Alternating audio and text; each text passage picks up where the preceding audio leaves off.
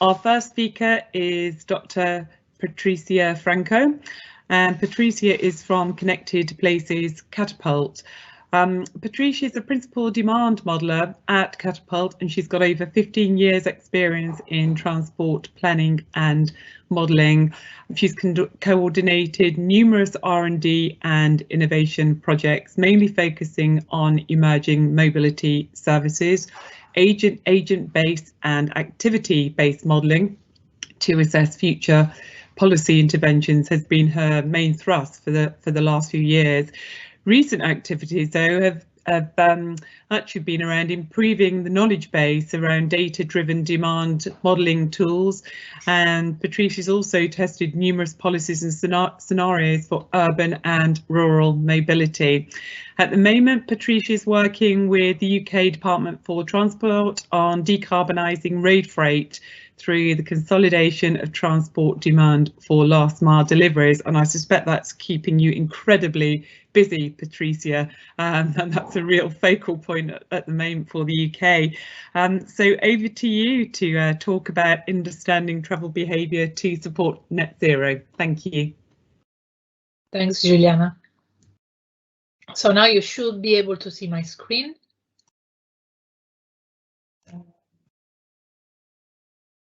Okay, so today we are going, during this presentation, I'm going to tackle this from a different angle, mainly because studies around rural mobilities are always quite rare.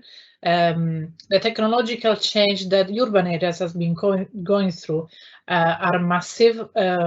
Flexibility, on-demand mobility and digitalization of the services has brought to the customers and users quite a variety of mobility services that they could choose from. It's no longer fundamental own a car to move around, but communities in rural areas are usually seen as carbon intensive.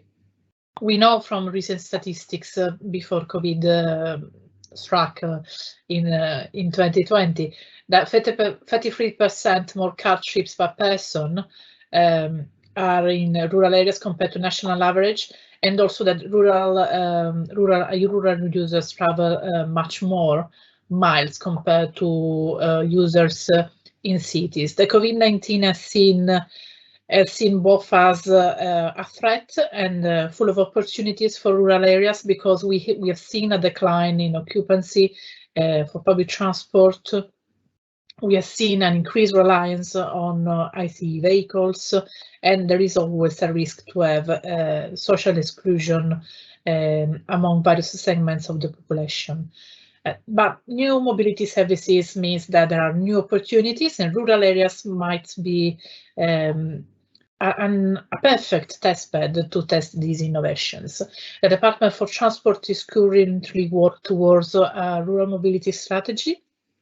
They already had a thorough stakeholder engagement in between 2019 and 2020, which was led also by Universities of Hertfordshire and a series of roundtables. And there was also a call for evidence that has been recently published. The studies that I'm going to show you is going to feed into the rural mobility strategy, especially around the data-driven solutions that we might have in a rural context, and what are the tools that we should use, and how we should change the business models in order to support rural mobilities. So we have explored alternative data source. Usually rural areas are perceived as areas where you got not enough data, or if you got data, they're too aggregated or too outdated to be able to reflect current travel behaviors in rural communities.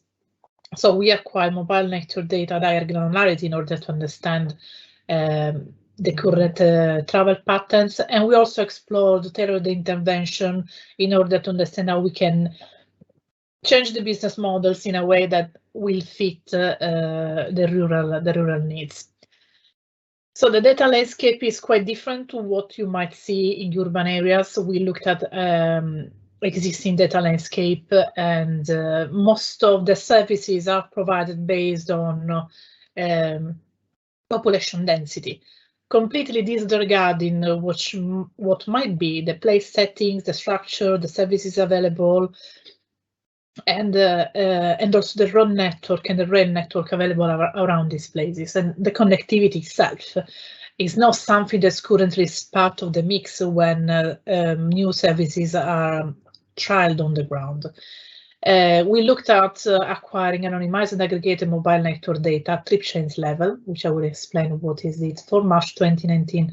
So this study was developed during the COVID lockdown period. And then we looked at the minimum population density and how these affect, if it's affecting the minimum requirements that we might have for rural areas. So everything in the UK is in the rural areas is set up after the rural-urban classification, which has been developed by DEFRA. All the services are looking at what is the population density, whilst when we looked at the case studies, we looked at 3 different population density, but also the road network, the rail network, the place structure itself, so how the cities were connected between each other and the connectivity between the towns and villages around us. And we choose 3 different areas across the country because we want to understand the transferability of the studies and how the population density and the type of population was different. As Richard says, the population is much mature compared to other areas, but we also have a lower proportion of younger residents, which is something that we should take into account to avoid social inclusion, to favor the social inclusion. So the reason why we looked at mobile network data is because these data are widely available everywhere, and is not the way we can use them is quite different rather than what we have been used them in the past. We can ask a different aggregation according to what we want to do and what we want to study. For mobility services, it's important that we look at the end-to-end and the door-to-door movements for travelers, and also understand the 24 hours distribution across the day. Whilst usually local authorities, when they look at transport, they look at the traditional aggregation between peak times and off-peak times. But peak times are widely used in urban areas and does not mean that this is reflected in a rural context. So as a way to improve the travel patterns and the granularity of the data, we looked at lower super output area. We also compared the minimum super output area, which is a standard for the Office for National Statistics. The increased granularity, to give you an idea, LSOA means neighborhoods level. So if you acquire data at neighborhoods level, you're able to see all the intrazonal movements and how people behave and how many trips they're doing from during the day. We acquired better granularity around the interpeaks in the morning and the afternoon because previous studies suggested that new mobility services and on-demand mobility is more popular where people don't have the pressure to travel for work, for example. And the findings are quite interesting because the travel patterns are actually exactly the same of what you might have in urban areas. So there is no a different method or a different tools that you need to use. The tool is exactly the same of the one that we have developed for urban areas. We have seen that the relationship between rural and urban is quite interesting. When you go to urban areas, the rural outskirts of the cities and the rural areas developed a close bond of interdependency with their nearby urban area. The residents usually travel more locally, and those that are traveling for commuting purpose, then they're traveling for longer. Usually we can see that we got much more complex travel patterns to what you might have in urban areas. So usually urban areas are 50% simple tours, so you go to work and go back. Whilst in rural areas, because of the distance are much farther, people tend to do more trips at once, so they ended up in doing 3, 4, and 5 trips, which means that any type of mobility services that you introduce needs to take into account this type of patterns and needs, and that means you need to serve the entire travel pattern rather than just one trip, because this is when the business model fail to provide a service for the users.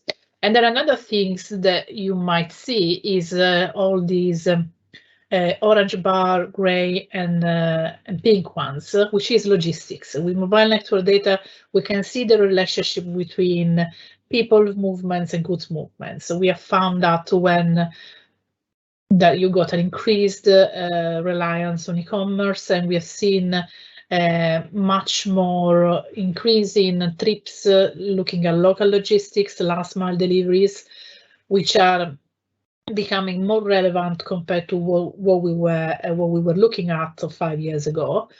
And then you also got the long haul logistics, which basically covers the higher counted trips. It's quite interesting to see when we look at the origin destination matrix, which is the standard aggregation. You don't have these wide and dynamic pictures of how travel behavior is affecting and what is the spread. I usually call them footprint, which is not exactly true because it's not a footprint, but you can see that, for example, Northumberland, which is the lower population density, when we look at both peoples and logistics, actually people in Northumberland, they're able to reach out to the entire north, and they also connect with Scotland. But when we look at the residents and how they move around, this is much more well confined within the outskirts of the town and weir and within a regional level. In this case, Scotland, these are the border trips, because to reduce granularity, we have considered Scotland as one zone, which is quite different to what you can see for an area like Somerset, for example, where you got not urban areas that attracts the rural areas per se. You got a mix of small and medium market town. Usually people tend to travel in the outskirts of Somerset, in Devon, Dorset and Wiltshire, and this is much more relevant when you look, for example, at rail. And then again, when we look at logistics, we can see that the travel patterns are much more confined within the southwest, whilst when you look at residents, they tend to travel nearby, especially with road. We looked at rail. Rail is much less developed in the southwest. There was a perception that there could be a commuting towards London, but this is not the case. Essex, it was the higher population density case studies, and we can see that from there, the entire England can be reached. They got very good public transport, good road network. Interestingly enough, the residents are able to travel in the entire east of England, but they also bypass London to arrive in Kent, which means that there is something that is forcing them to go to work in that direction, which means that we don't have a balance between one area and the other. We also looked at the qualitative data to search if there were bias or if the data, for example, was telling something different from what we were perceived. And we had 1,500 interviews, including the telephone interviews, to capture also the mature adults. We have seen that it's walking, for example, is one of the most chosen mode of transport alongside the car, both as a driver and as a passengers. Commuters preferred, of course, the car because it's always convenient. The trains are fast and the buses are considered cheaper when you're able to find them. And the public transport that is not that complying to the needs of the rural users is a thing that is across the 3 areas. So we have not found a striking difference between modes of transport and preference from people. Rural residents are actually quite aligned in all the 3 areas. Traveling following lockdown has increased the preference to active travel, walking and cycling, which is something that they look to do much more, and reduce the share towards public transport, especially more for the rail sector. We also asked them, providing them actual examples with video, interactives, demonstrations, what might be having a new type of mobility services in place. We look at a wide range of offerings from on-demand transport and community services, e-bikes and e-scooters for active travel, the car clubs, and also delivery drones in case we want to cover also the last mile deliveries. The three areas they were not coming strikingly differences, but strikingly different. There was a preference towards demand responsive transport, e-scooters and delivery drones. So we looked at the business models based on the data that we collected and also other data that we analyzed more locally. We chose three areas within each of the three case studies, and we collected further data in order to understand the segmentation of the population and what might be their needs. It's interesting because all the three services required a minimum of good utilization rate and repeat custom. But there are things that needs to be changed from the urban context in order to make them much more viable. For example, micromobility is a viable alternative to shorter trips, but for example, in rural areas, we should avoid the free-floating system and instead try to have parking bays clearly highlighted the market so people can recognize where they can grab a scooters. In most of the case, they're dockless, you don't require docked stations. And you can choose to have either a subscription or a pay as you ride.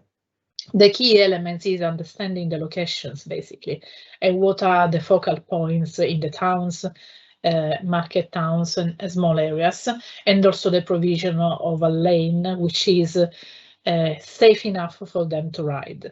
This is something that came across the three areas.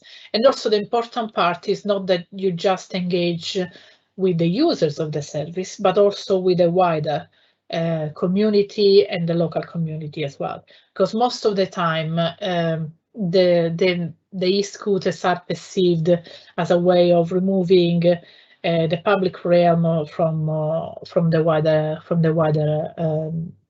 population. The impact assessment that we conducted highlighted that these are viable alternatives to shorter trips, and because in rural areas you've got a higher proportion of shorter trips compared to urban, it's a service that actually could be worked quite well, but in safety is one of the major points that users highlighted. There is a risk that riders will switch from walking and public transport. And the research shown that walkers and cyclists spend much more time in local shops. So this will be a boost for the economy in itself. The demand responsive transport was the most popular services among the three that we chose. Again, requires good utilization rate, and most of the discussion around that is that shouldn't work in isolation. So if you go to public transport, the demand responsive transport should not enter in competition with the public transport, but instead it should enhance and reach much more customers that at the moment are isolated because of the dispersed nature. We found that the model that works best is the hub and spoke model, mostly because these are digital demand responsive transport, so they become invisible to the normal users unless they see them in the streets or running around. There are various ways to make this service visible, and one might be organizing event and offering the DRT as a possible services. But the business model that works best is the hub and spoke model. So you're able to see and book physically the services and then basically people is escorted home in a mixed between door-to-door and the free-floating system that we got in urban areas. The accessible booking is something that really requires a little bit of tweaking, because in rural areas, mature residents tend to not to be digitally competent, so some assistance is required from people from the family, but also from mobility hubs that might be active in the areas. And in general, these type of services really reduce the car use and reduce the congestion and emissions in the towns, because they group together people. There is also an increased social inclusion and interaction, which is a positive impact of the DRT. And there is also a much wider consideration than vulnerable customers that feels more accounted for when this type of DRT services are in place.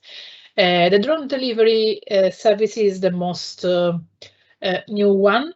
Of course, the users, they never experience the real services, but it is felt as an important piece of the puzzle, because you can save lots of emissions in reaching out very far away hamlets or isolated households, which are in need, for example, to acquire medicine or essentials, and vans need to reach them in much more. They're increasing their mileage consistently, also creating various delays and lack of demand in certain other areas. We have seen, for example, with last mile delivery operators, they tend to drop the parcel to other carriers when they don't have enough demand. In the case of drone delivery services, they actually can use something that is specific from that area and effectively arrive landing on a garden, for example, in the target place. It's important that drones depart from an area where you got cross proximity to retailers, engaging with them, also with the smaller retailers, the independent ones that we got in our town centers, actually allow them to reach more customers. So it's a way to boosting the economy locally much more effectively. The greenhouse gas emissions are reduced compared to other transport modes like vans, for example. Even if we introduce e-vans, for example, the autonomy of those will be much more reduced compared to the autonomy of drones. The increased reach for local business could lead to increase in sales and therefore an economic growth for the area. But also we have isolated communities that feel more part of the mix and feel more heard compared to other type of services. So to conclude, the data-driven approach allow us to see the current travel patterns, the behavior that you might acquire from mobile network data is quite recent. When you got a problem, you need to set up a services, you can acquire data from the day before or from the month before, depending on the granularity that you would like to see from the data set. We have seen that in rural areas, you don't have a typical day as you might have in a urban context, and the demand for travel is equally distributed across the day. So it's not, although albeit is lower, is a constant demand. So there is not a lack of services at some point, which might indicate that the mobility operators does not need to put in place the service there. Traveling for leisure means that they're more open to try new things and innovative things. There is a certain friction in changing their habits in rural areas. So being able to try new things in their own times is actually quite good to test innovative mobility services, because it's a small context that provide extra assurance to the operator itself. It's also important to implement co-creation. So rather than imposing a business model that has worked in urban areas, the co-creation element will allow to design a service that is really tailored on the rural needs. And then we have seen an increase relevant for the last mile delivery services, which is basically much more increased in the late studies that we are developing with the Department for Transport. So when we plan for new mobility services, we need to consider not just the minimum population density, but also consider the wider structure of the place and the features. So not implementing everything at looking at the admin boundaries, but reaching out to the wider communities and understanding where our users are traveling from and to. This is all the tools that we have developed for this project can be used widely across the other areas that we got in the UK. We have an activity-based model tool that enhances the mobile network data in order to produce better insights from the data, looking at land use and other type of information. And we also have an agent-based model methodology that can be extended quite remarkably to rural areas as well, which means that we no longer need to focus on urban areas, but the model can spread and consider the behaviors of all the users and the connection between urban and rural as well. For the local authorities, is a good way to plan for integrated mobility solutions, especially quantifying the integration between the various services, because not all of them are providing the service across the full range. Of course, e-scooters are serving short distance trips, demand responsive transport are able to cover medium ones, but for the long ones, public transport, especially rail, will be much more effective rather than DRT itself. So the mobility service provider got the opportunity to look at the demand, how it works, and also the latent demand as well, when they look at the needs from the rural users. And we also evaluated the business models, and we know for sure that we need to adapt them to the rural context. So as the next steps, because of the increase in last mile deliveries, we are at the moment we are looking out, we can create bespoke solutions to allow the last mile deliveries are not increasing our carbon footprint across urban and rural, because last mile deliveries does not exist in isolation, but most of the time connects urban and rural and creates very, very long routes with several stops before rural areas are served. So we are looking at the role of urban consolidation centers and last mile deliveries and how we can increase the level of service to rural areas. And that was my last slide. So I will wait for the Giuliano. Okay, thank you very much. Patrizia. It's good to know that you're undertaking a lot of work, you know, within rural areas, to know that we're not going to be left behind. I think your opening statement was about risks of rural areas being left behind. We certainly don't want to be left behind, and it's really interesting how accessibility and, you know, transport solutions can be improved utilising the data-led solutions that you as an organisation have been using for the last 12 months when considering rural mobility, and I think you called it, was it end-to-end and the distribution of travel platforms. So really interesting, and also really interesting around walking and cycling as well from your graphs, you know, actually that these were the most popular types of transport, and I'm just wondering whether, you know, that's one, as you said, for the shorter trips, but whether this is because of COVID and so many of us have been working at home, and if we're lucky enough to have a village shop, you know, we're walking to the village shop rather than, you know, driving. It was a rediscover of the local communities during COVID, so you got much more shorter trips compared to what you had in the past. But yeah, also these are data from 2019. I can see from the data from 2021, this is even more the tendency to have shorter trips. Yeah, really interesting. And then just also one more point, because I'm, you know, we do quite a bit of, or trying to do a bit of drone work within the team, and the kind of increased relevance for the last mile delivery to decarbonise transport. And actually, it'd be really interesting. And I think there's a question on it, so I'll leave it for the Q&A.